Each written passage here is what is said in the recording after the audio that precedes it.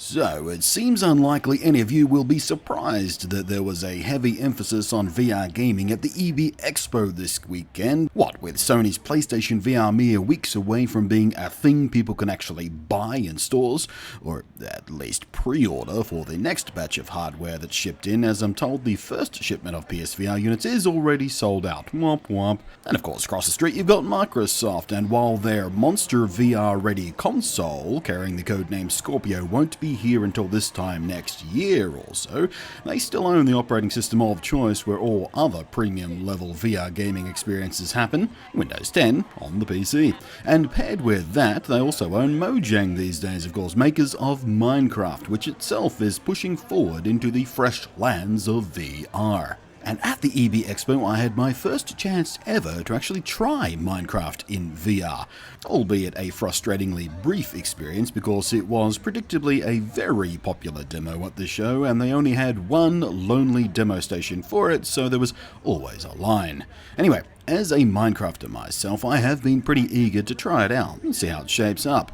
Now, there's no footage here of my own playtime, as the booth really wasn't very friendly to me setting up the cameras in a useful way to actually get footage of me playing and me in the helmet and all that sort of stuff, so you're seeing some random kid fumble around here. I was a little more coordinated myself, I have to tell you. And my own time inside a Minecraft world was surprisingly cool, actually. It worked better than I had expected it to.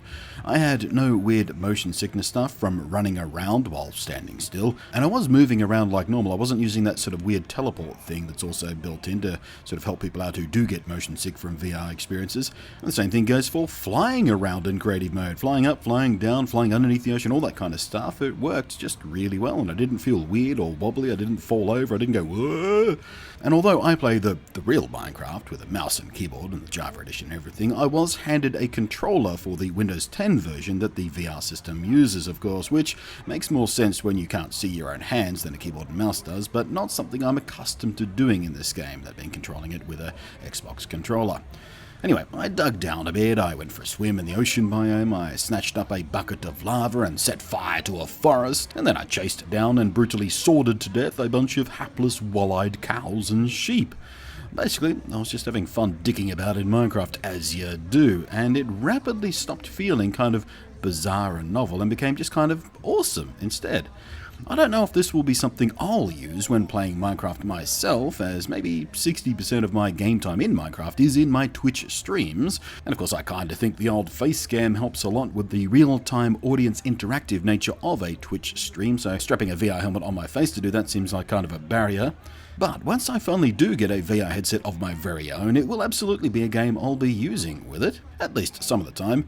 I can easily imagine it will up the drama level in survival mode, for instance, being immersed in the world and coming face to literal face with hostile mobs, having skelly arrows flying past my face and sometimes into my face, I suppose, and such. Creeper jump scares will be much more threatening when they're in your face. It all seems like a blast to me. A creeper blast, ha ha ha. So yeah, if you ever get a chance to give it a go, regardless of how long the damn line is or whatever, do it. It is one of those must-try VR experiences in my opinion.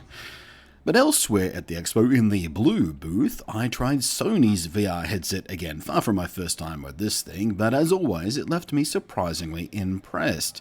Now, given that the PS4 is really quite honestly a bit underpowered for VR, especially compared to the recommended specs of an ideal PC-based VR experience, and the fact that the screen resolution inside the PSVR is lower than the Vive or the OSVR and the Rift PC-based headsets, I'm always putting on the PSVR with a lowered level of expectation. But I should know better by now, because somehow it always manages to look amazing. It's silky smooth, essentially lag-free head tracking, and as you may have guessed from my headphones here, I am indeed demoing the Batman Arkham VR experience. Sadly, I didn't actually get to play the game proper. It was just kind of the first level tutorialized bit where you put on the bat suit and pick up your gadgets and listen to Alfred waffle in your ear and test out the batarangs and all that kind of stuff, and then swoop down an elevator shaft through the gobsmackingly cool-looking Batcave, complete with waterfalls and classic Batcave trophies like the giant T-Rex, which I tried throwing a batarang at. Actually several, but to no effect, sadly. And it has to be said, this was indeed running on the standard PS4, not the souped-up turbo-powered PS4 Pro, which I can only imagine at this stage will hopefully be able to push the PSVR experiences even further into glorious fun times. But it's worth reminding everyone you do not need the PS Pro to do PSVR properly. Sony haven't been particularly good about the messaging on that, so it's worth reminding you guys any chance I get, really. Now, like Minecraft, Batman Arkham VR is one of those experiences which will rapidly make even VR noobs realize the potential of VR past being an interesting gimmick and whatnot, as Batman, like Minecraft, reaches far beyond gamers. It's a cultural mainstay that even the least nerdy out there has a frame of reference for. They understand it, they know what Batman is. Add to that the same kind of brand recognition that PlayStation has all on its own, and it makes a perfect combo for VR demos.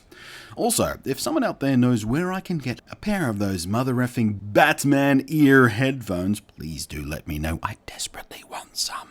Never in my life have I wanted a 3D printer more than the instant I saw those headphones. Now, if I can't score a pair from the inevitable PR push for the full game's release in the PlayStation VR, I'm kind of secretly hoping that the PR companies are going to send those out or something. Or if I can't buy a pair all on my own, I damn sure wish I could 3D print some ears for my existing headphones, because I am the Knight. So, what's your iconic VR experience so far? Have you even had a chance to try it at all yet? And if not, what do you think you need to see in VR to convince you this isn't the miserable failure of cool gimmickry that never quite caught on, like 3D TVs, for instance, all over again? I think, thanks to the ease of the console experience, plug-and-play simplicity of PSVR, virtual reality is about to mature into a super really real thing for normal folk out there, or normalish folk, I guess. And personally, I can hardly wait to see it accelerate the PC VR experience too. I mean, competition drives price drops and innovation, all of that kind of stuff. VR crap's about to get really fun, you guys. I hope. Fingers crossed. Maybe. Thanks for watching. I am Blunty, and I will catch you next time.